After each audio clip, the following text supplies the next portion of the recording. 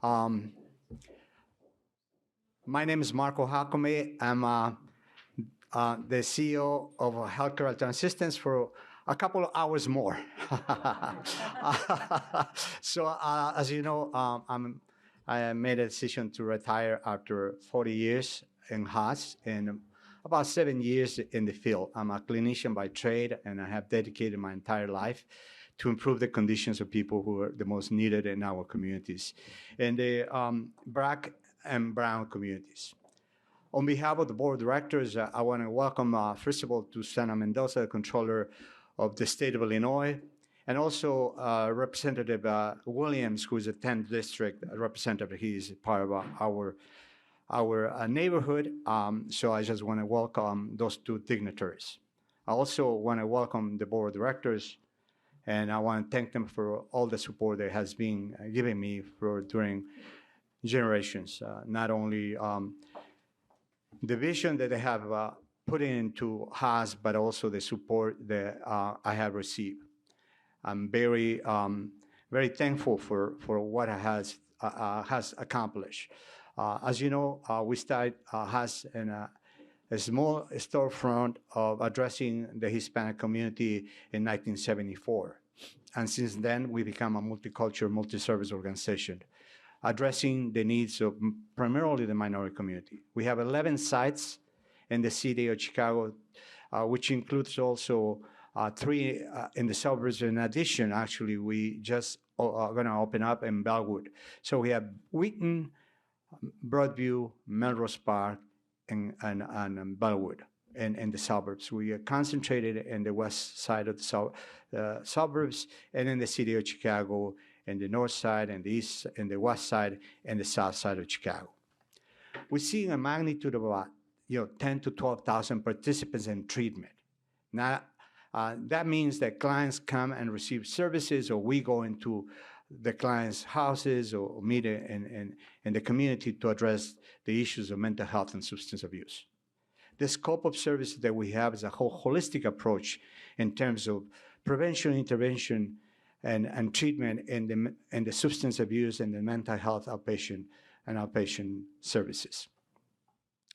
We also, we're not a solo organization. We love to create a network of services and community organizations focusing on the social determinants of health, in which not only addressing the mental health, but we meet what the client's needs are: housing, education, primary health, jobs, food, food, especially in our neighborhoods, food deserts, which, is something that we trying to change in terms of that. So H.A.S is not looking only in the behavioral health, but what else we can do for the participant, and trying to engage them in what the primary needs are, like housing, and so then working in the behavioral health. We also have an extensive prevention programs where we go to the communities, health fairs, and then I think that, our magnitude of we're getting 50 to 100, families involved in the education and prevention. I'm thrilled to have this opportunity to probably the last time that I'm going to be on the stage as the CEO, but the accomplishments of H.A.S has done is incredible. And the focus not in terms of us as an individuals and an agency, but the impact that we do in our communities, and that's what the work is. With a pleasure, again, we want to welcome some of the organizations that we have in here. Hilda Fontani, in 1974, with my boss, the only boss that I have, Antonio Garcia, was the person who opened up H.A.S. There were about 3 or 4 individuals in which they saw the need to address the Hispanic population. Visualize 50 years ago, there was no service for the Hispanic population. And Tony Garcia, which was the founder and CEO of H.A.S, had the vision to say, hey, we have to help the people. And that's how it started H.A.S. We started a little storefront, and now, as I said, we have become a multicultural, multi-service organization. I want to, thank you also for the commitment of the staff. Without the staff, a person like me wouldn't be effective. the hard work that people, the counselors, the support, the administrator, they do day in and day out is just amazing. The commitment that we have as an agency to help the people in need is amazing. And I just couldn't be grateful to pass on, the leadership to a person who I know is going to continue looking for the vision and mission of the organization and the impact that we need to cause in the communities. And that's Millie Adan, who's going to be the new CEO. So Millie, thank you. Thank you for the work that you're going to be doing. And I'll be, board will be behind that. I'll be behind a little bit. I'm going to do some consulting for H.A.S to continue passing the knowledge after 40 years that I'm being in H.A.S. Let me see what else goes in the agenda. Well, at this time, I would like to bring Susana Mendoza, State Comptroller of the state of Illinois. I just want to say a little bit. I know Susana, she was a little baby. She worked as a legislator in the state, and then she being an incredible supporter of H.A.S. And I just want to grateful for this opportunity that you give us. But the impact is not for me. The impact is not for the staff, but the impact is the people who need the most. And still is a lot of work that needs to be done. And that's what we focus. And I want to bring grateful for the work that you do and the commitment that you have to help the people in need. So Susana, come in.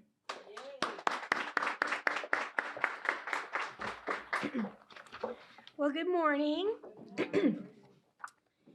Thank you, Marco, for those lovely words. And I do really want to start by just saying thank you so much to you, to Healthcare Alternative Systems. As we know, H.A.S, right, just in general, the staff. Today, I'm not sure if you're aware, is Employee Appreciation Day. So to all the H.A.S employees, thank you very much. You are much appreciated. And to all of my controller employees, thank you. There's a bunch of you in here, I know, but thank you. I appreciate you so much. Thank you for the kind introduction, and thank you to Representative Williams for being here. Come over here. You're like hiding in the little corner. I want everybody to know who you are. Yeah, the state representative. See, there he is. He's here. And I also want to recognize and thank the office of Senator Lakeisha Collins. She's right over there. Her staff is back there. Thank you for being here as well. The importance of the work that H.A.S does for the health and well-being of our state's most vulnerable populations cannot be overstated. I mean, they really are true leaders in the mental health and substance abuse treatment space. Their provision of multicultural, bilingual behavioral care and social services to those who otherwise might not have access to it, to those who otherwise might not be able to afford that access, has saved countless lives since its founding over 50 years ago. And where would H.A.S be without their fearless leader, my good friend, Marco Jacome? Since joining H.A.S 40 years ago as a program director, only to be anointed CEO shortly after in 1992, Marco has overseen tremendous progress for this organization. Under his leadership, H.A.S's operating budget has quadrupled. They have gone from a total of 4 facilities to 14. That's amazing, Marco. And H.A.S has received accreditation from the Commission on Accreditation of Rehabilitation Facilities.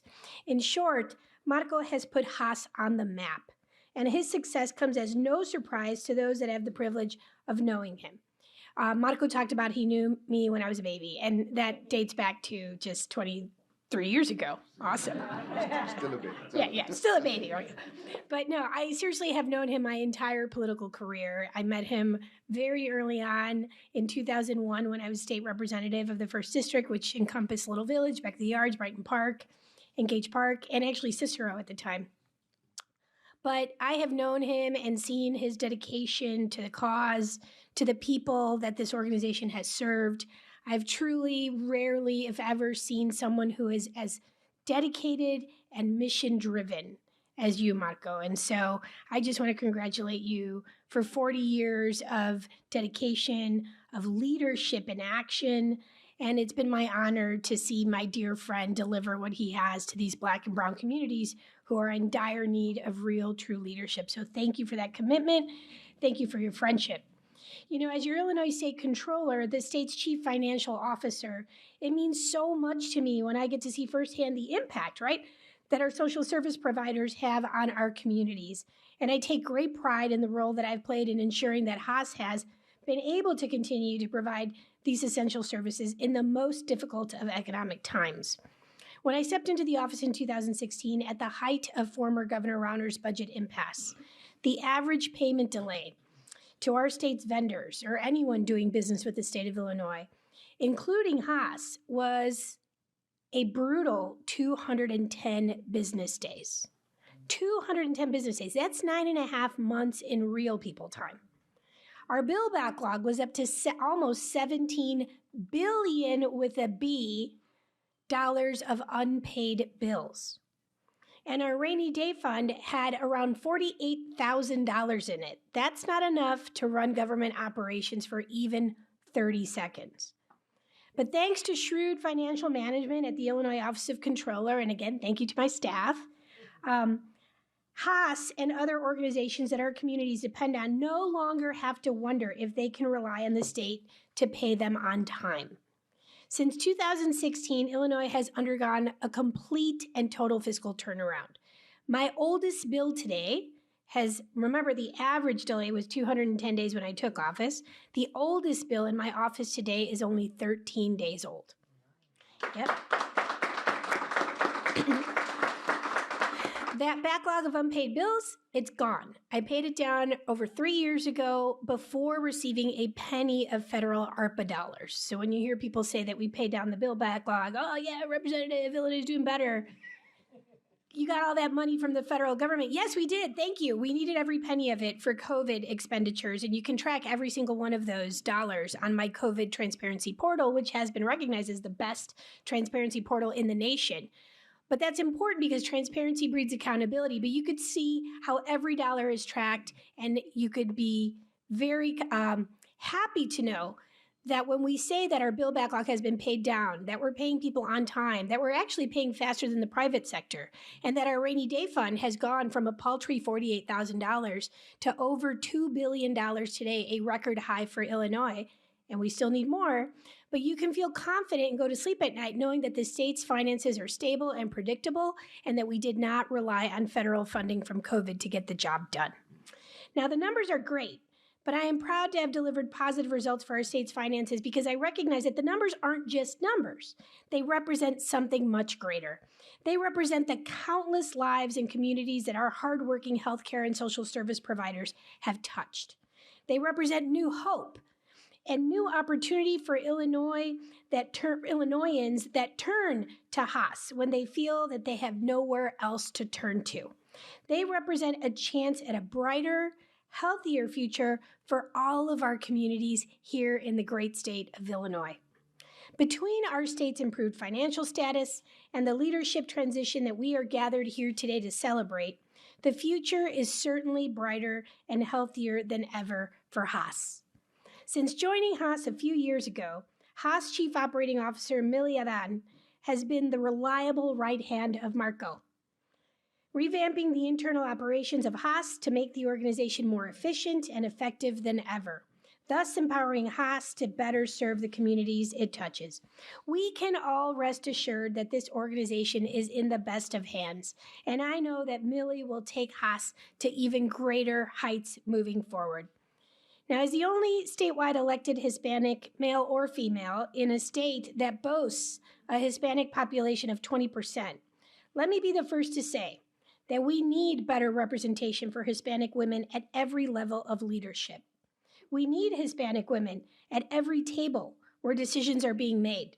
And we need more CEOs like Millie Adan, who will undoubtedly continue to inspire and empower more up-and-coming Hispanic women in her new front-facing role. Millie, thank you for all the hard work that you have done up to this point, and I wish you the very best moving forward. Yep, for sure. You know, if you ever need anything, just know that I, along with the representative, are just a phone call away. Yep. And I want to thank you all for joining me here today. And as Marco said, this is this moment where he has dedicated 40 years, and we're here to celebrate him. We're here to celebrate the transition. And we're also here to acknowledge that no one ever really retires. So you're not allowed to really go far, Marco.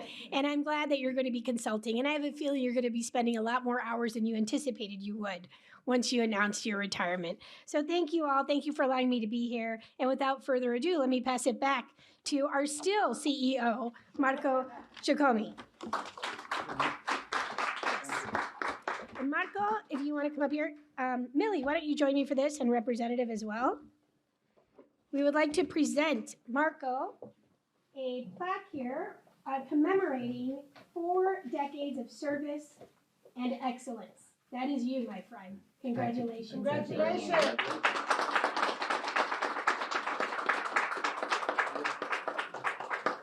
Okay, one more. There we go. Yay! Look over there. Look over there. Okay, Aaron, you got it. Ready? Okay, you're up, my friend. Sure.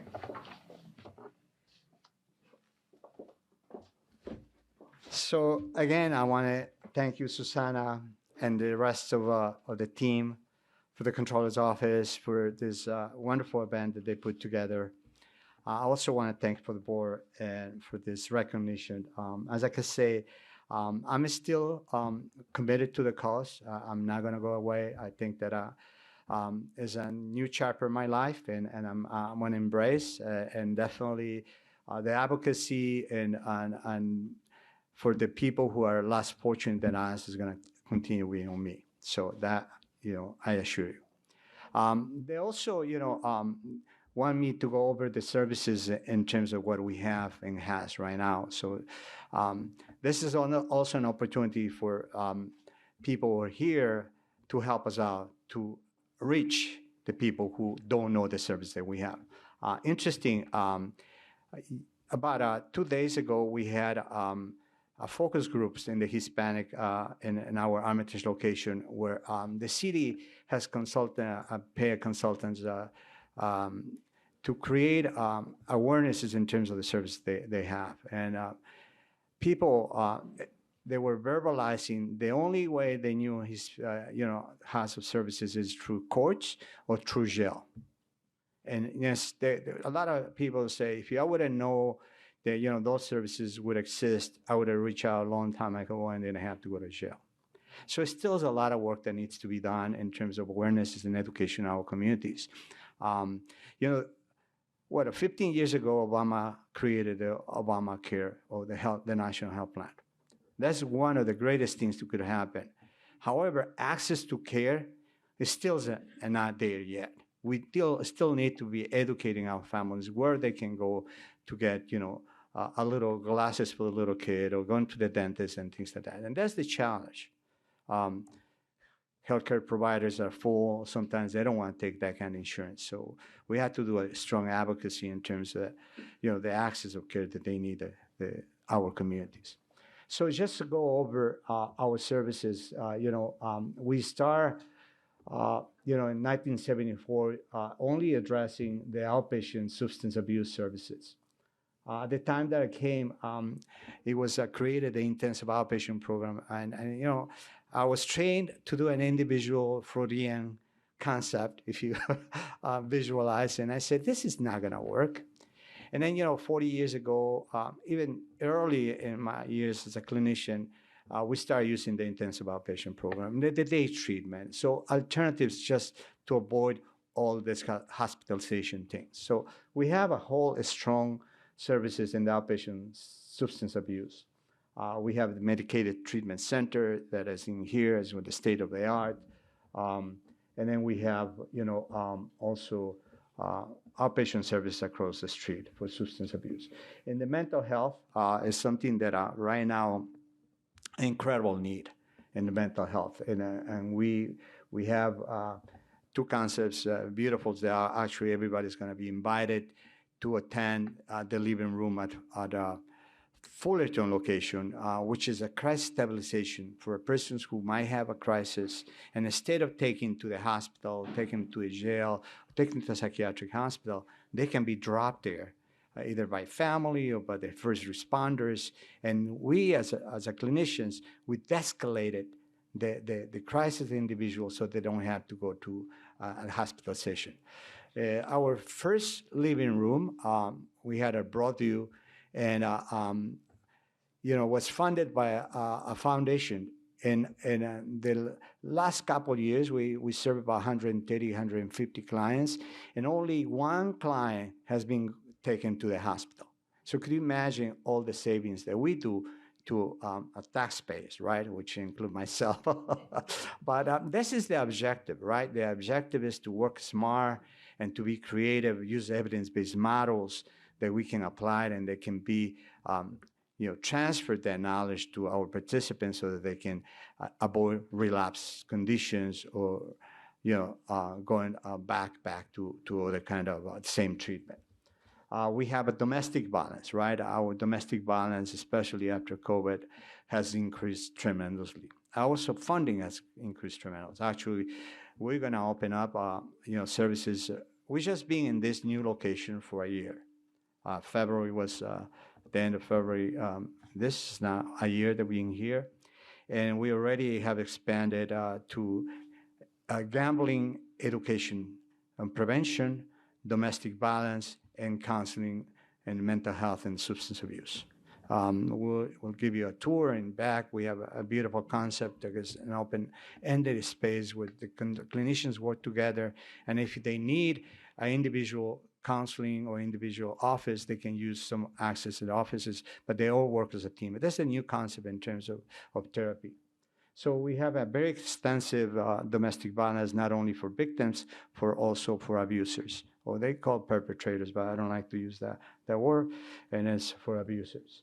And in housing, for the last 2 years, we have done permanent support housing. We have 60 lots from government funded for the state government to provide housing for individuals who are homeless and they have substance abuse and mental health. That's been a success. Success because then we avoid people being in the street. We avoid people being homeless.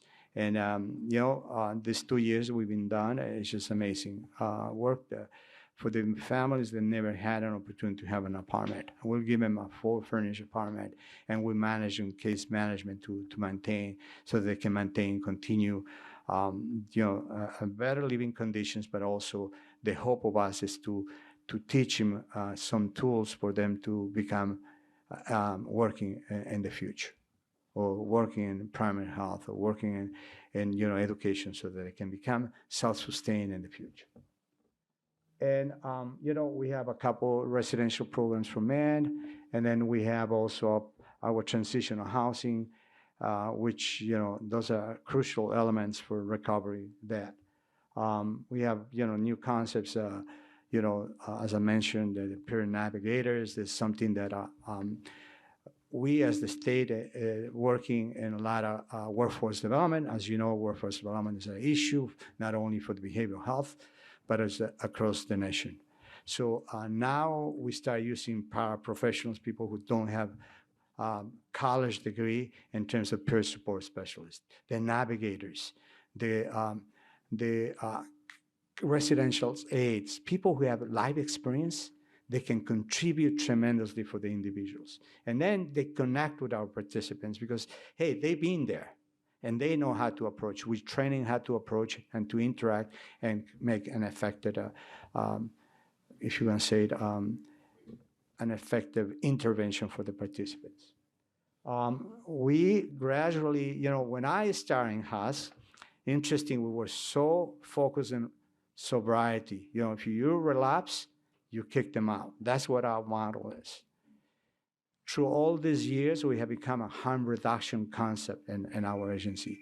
So we met with the clients, and if they relapse, we're seeing options for him not to relapse. Also, harm reduction is, if you do in 5 days using drugs and alcohol, can we, through our intervention, do 4, 3, and 2, and then maybe work in the abstinence. So it's a very innovative concepts that we have used in H.A.S, and it's very become successful.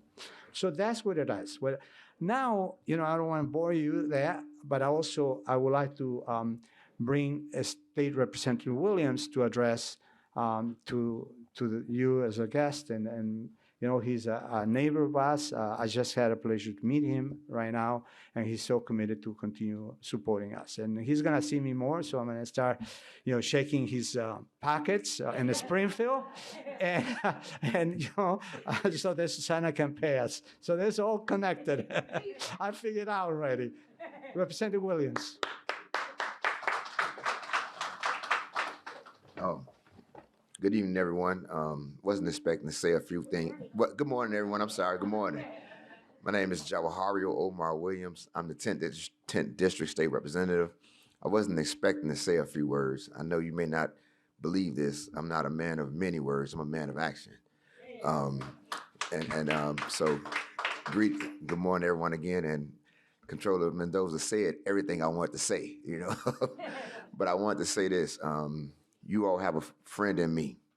I know the need. I know the wants. I grew up in this area. I grew up in this community. I grew up right up down the street at 4828 West Erie, Cicero and Erie, right across the street from a grammar school called Nash Grammar School.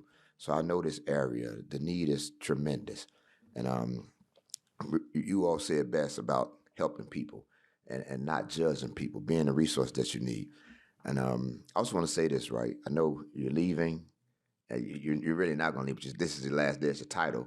But this is the first day of Women's History Month, which is important for Miss Adan to step into the new role of CEO.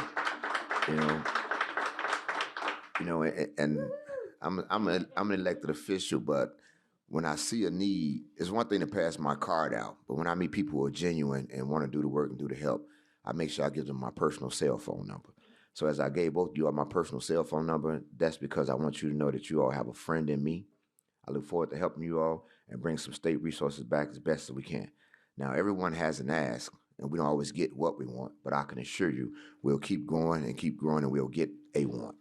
And that's my word. And congratulations to you, and congratulations to you, Ms. Adan. I look forward to being your friend and the 10th District State Representative. Thank you all.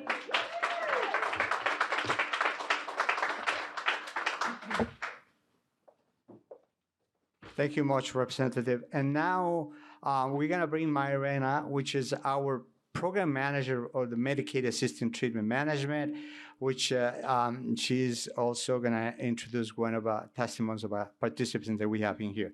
So Myrena does incredible work. I just want to say she's so dedicated. I couldn't be more happy to introduce Myrena. Good morning, everyone. So we work in the MAR program. We know that often individuals struggling with opioid use disorder spend a lot of their time either high or sick. They're unable to carry normal lives, have stable jobs, take care of their mental health, take care of their physical health. They might have problems with their family, so they don't have a lot of support. So our goal in our program is to help those struggling with opioid use disorder by providing them with medications to ease their withdrawal and their cravings, and at the same time, we provide behavioral health services. We, like Marco said, provide a lot of services. We do individual counseling, group counseling. We run groups 6 groups a week. Some of them are peer-led groups. We have mental health groups. In addition, we provide mental health counseling. So those coming in with co-occurring disorders, substance use, and mental illness, we refer them to our mental health therapists who will support them through the road in recovery. We also provide harm reduction services. As you can see, we have a harm reduction vending machine that patients really take advantage of them. We also collect random urine samples to monitor progress.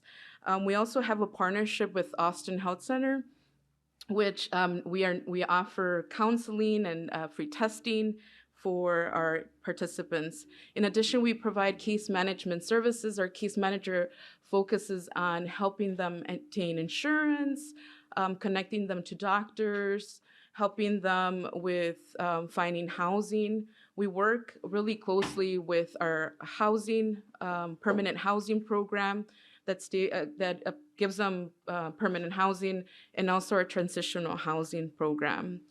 But those are some of the things that we do. We are now working also in incorporating a smoking cessation program. We understand the need of stopping smoking when they're dependent on opioid use. But what I can say is that we are a team that is very dedicated to helping those individuals that are struggling with opioid use disorders, that are struggling to manage their lives. I think that we could all say that we care, we treat them with respect. And since I started here, that's been my goal, to ensure that we provide quality services to our participants. And with this, I want to introduce you to Ms. Kimberly Mandera, who has been a patient in our clinic for the last 4 months. And she is going to talk a little bit about her experience with NEXA and also her road to recovery. Kimberly. Hello. I've actually been with them for 4 years. H.A.S is a different kind of place. I've tried other programs in my life, and I didn't do too well in them. If I relapsed, I didn't have the confidence to go back and say, hey, I made a mistake and I messed up. But H.A.S has the best saying, H.A.S cares. They truly care. From the time that I started here, every day when I walked in, I was so sick. Oh my God, I was so sick. And every single person that passed me, are you okay? Do you need to sit down? Are you fine? Whether it was the receptionist, the security, other counselors I didn't even know knew my name. It made me want to keep coming back. It made me want to prove myself. And Marina gave me, she told me something when I started. She said, I'm going to give you a chance. Please don't let me down. And I never forgot that. I never forgot it for 1 second. Because they made me feel so cared, I did have a slip up along the way. And I had no problem walking in and saying I messed up. And because of that, they've saved my life, literally. When I started, I was homeless, didn't have a job. My health was horrible. I wasn't eating right, everything that goes along with being an addict. Now I work, I have the keys to a multi-million-dollar corporation. I have a home, I have 2 cars. I'm doing wonderful, but I still rely on H.A.S. I really do, because they give me the tools I need. I have a counselor who gives me homework, and she still gives me homework, but it keeps me focused. It keeps me in line. I just want to say that it's just incredible, like I said, the way that these people make you feel when you come here. I'm 52 years old. I'm going back to school. I didn't think that would happen. But it's all because of them. I couldn't have done this without them. And like I said, I don't want to name programs because I don't want to throw dirt on anybody. Everybody has their way. But I've tried pretty much most of them on the West Side.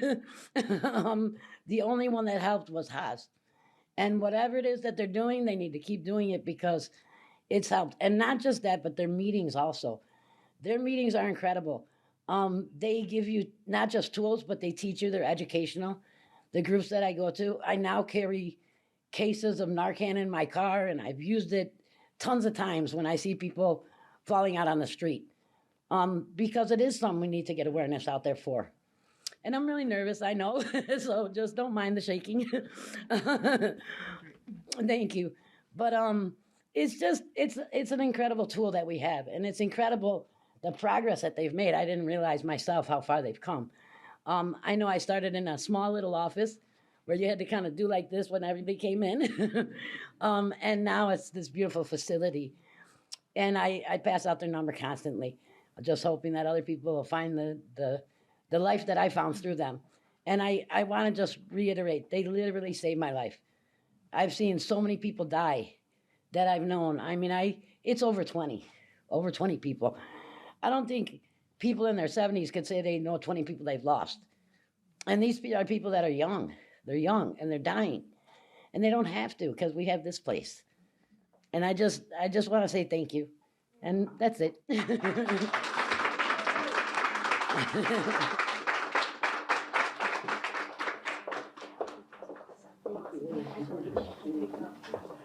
thank you, Marina, and thank you so much for your story.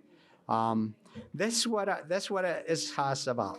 This is what it makes me get up every single day and continue working so that you know so people get help and get help. So that's incredible, great story.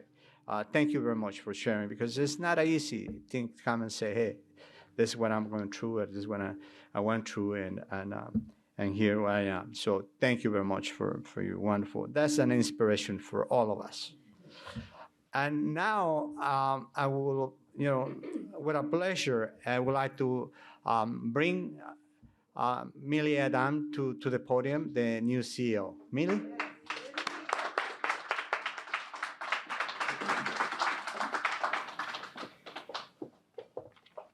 I'm short. I'm not as tall as everybody here.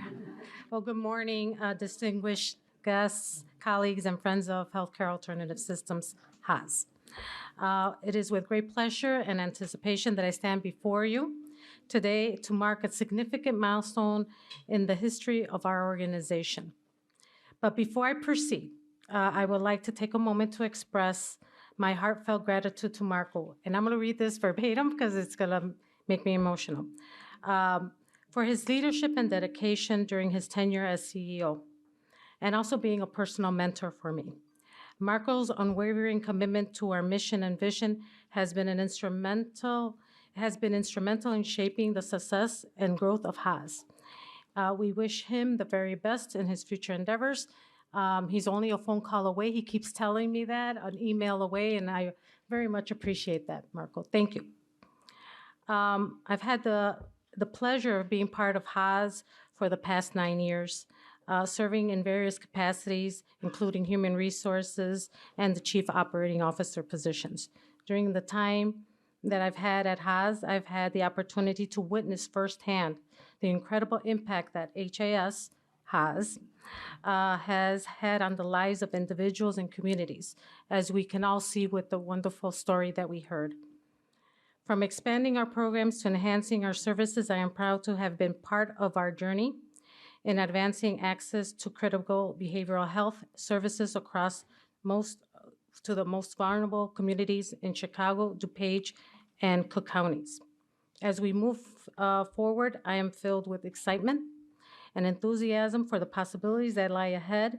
I'm committed to leading the organization to new heights of success with the help of everyone here. We don't do it alone. Ensuring that we continue to provide the highest quality of care and support to those we serve. And I would like to just say that the dedication that I see from the staff, from everyone, doesn't matter what position they have here at H.A.S., everybody is contributing to the mission. Everybody knows that we're here to save lives. That's what we do. And I actually want to bring in another person that was not part of this. I want to bring up a board member that has gone through our services, and his story is also very incredible. If you don't mind, can Juan Hernandez please come up to the stage?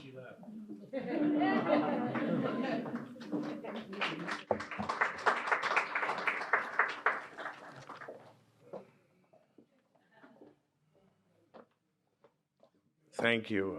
This is quite a surprise. I am an alumnus of H.A.S. I have been sober since April 25th, 2006. So I will be coming up on 18 years in April next month. Thank you for being here. When you mentioned Erie and Cicero, I remember buying dope on Huron and Cicero. So I'm thankful that you are now in the position that you're in, because you can change that neighborhood. You can make the difference. You grew up there. When I arrived at H.A.S., I had been homeless for a couple of years. Nowhere to turn to. I pushed H.A.S. as hard as I could. I wanted to get in, and I got in. Thank you for your wonderful story. I heard Marco talking about the services provided, and I'm hearing your testimony. And, one thing that's it hit me. What's the ingredient? What the hell makes H.A.S work? It's love. I figured it out. Hey, I'm as sharp as a marble, It took me some time, but I was like, wow, I can't believe it. Leaving H.A.S, they sent me to an organization, Fresh Start Sober Living, where I would become the executive director of that organization 4.5 years after arriving. I remember when I was telling the comptroller earlier, when I became executive director, I got a text message from a colleague. She said, congratulations. What are you doing this evening? And I said, I have no plans. What's going on? She said, I'd like to, myself and a group of friends volunteer at a soup kitchen, and we're short one person. Would you like to join us? I said, absolutely. Send me the address. She sends me the address. I reply, I know this place. It's the church on the corner of Paulina and Lemoyne. She texts back, Juan, how did you know this was a church? And I reply, because I used to eat there when I was homeless. 2 days after celebrating 10 years sober, almost 8 years ago, I became a member of the board of directors at H.A.S. I don't have time to tell my story, but everyone helped me. And I always tell the participants in H.A.S, the only way you do this is all hands on deck. Get as much help as you need. Hang on to it. Marco, I want to thank you for what you did. What you've accomplished here. There was no place for people like us to go back in the day. Because I'm not a one-time wonder at H.A.S. I went to H.A.S the first time in 1978, 1998. And back then, all programming was done in Spanish. And that was the only reason I could get help, because all the other programs were full. So I'm glad. And then I seen H.A.S become a bilingual program. The transition house. I've seen so much growth. Thank you for keeping this organization not just open, but growing. You made it through the Rauner non-budgets. You know what I mean? When many places closed. And to Millie, I want to say, man, this is a great day. It was a little bittersweet for me in the beginning, because you get used to Marco, and then all of a sudden, man, Marco no está aquí, and then he keeps telling me, but I'm gonna be around, and I'm thinking, okay, and then I look at the future of H.A.S, and the future has never ever been brighter for this organization. So thank you for allowing me to say a few words, and for those of you, tell people about H.A.S. For those of you in government, H.A.S creates miracles on a daily basis. To me, the greatest story here today is her story right there. That impacted me, because you got me to figure out what the missing ingredient was, what I didn't know was. It's love. Thank you.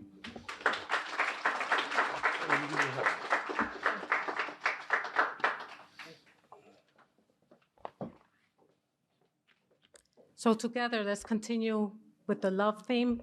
With all of us together, working together, we can make changes. We can save lives. That's what we do. And no one person can do it alone. We have to do it as a team together. I want to appreciate everyone for coming.